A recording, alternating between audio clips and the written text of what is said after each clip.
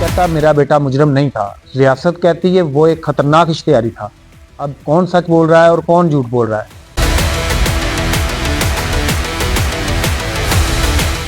जी हाँ, ये मामला है सैयद फैज़ान गर्देज़ी अल मरूफ फैज़ान बॉक्सर का, नेशनल चैंपियन ग्रेजुएट ट्रेनर और आखिर में सीसीडी के मुकाबले में मारा गया शख्स।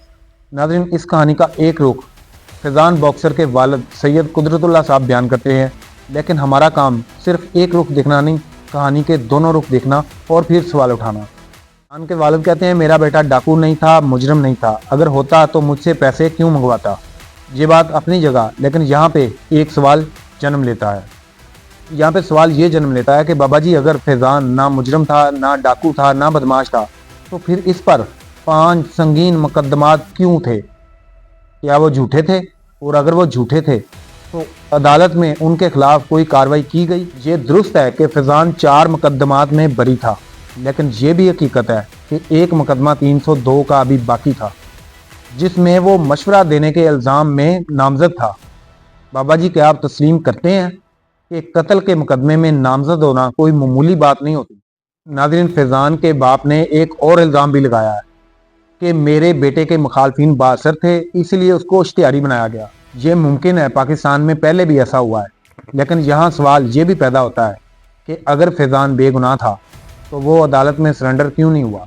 नाज़रीन, उनका तीसरा इल्ज़ाम ये है कि दोस्तों ने ही फैज़ान को मरवा दिया, मोबाइल ले गए और मुखबरी कर दी। ये एक संगीन इल्ज़ाम है, लेकिन यहाँ भी ये सवाल पैदा होता है, और वो सवाल ये है कि एक नेशनल चैम्पियन जराइम पेशा अफराद के साथ इतनी करीबी दोस्ती क्यों रखता था? क्या यही सोबत इसको इस अंजाम तक नहीं ले गई? इस वाक़या पे सीसीडी का ये मौक़िफ़ है कि मुल्ज़िम इश्तिहारी था, दौरान हिरासत भागने की कोशिश की और गुत्म में फायर हुआ और ये मारा गया।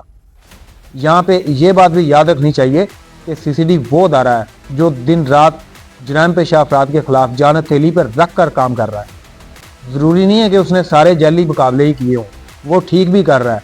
जहाँ पे जिन लोगों को इंसाफ नहीं मिल रहा था उनको ऑन द स्पॉट इंसाफ भी दे रहा है। वो अपनी जगह है, लेकिन ये मामला अपनी जगह। अप्रिशिएट भी हम करते हैं सीसीडी को, लेकिन मामले की नवीयत तक भी जाएं। ये भी हकीकत है कि फैज़ान की एक 5 साला बेटी है, ना वो अदालत गई, ना उसने कोई जुर्म किया, लेकिन फिर भी बाप के बगैर जिंदगी गुजार रही है। ये सवाल रियासत, खानदान और माशरे से बनता है। हो सकता है फैज़ान बेगुनाह हो, ये भी हो सकता है कि उसको बुरी सोबत पड़ गई हो, लेकिन ये भी तो हो सकता है कि सीसीडी ने एक बहुत बड़े हकीकी खतरे को खत्म किया हो। कल को कोई बेगुनाह अगर इस निज़ाम की नज़र हो गया तो फिर जिम्मेदार कौन होगा? कमेंट सेक्शन आपके पास है, अपनी राय जरूर दें।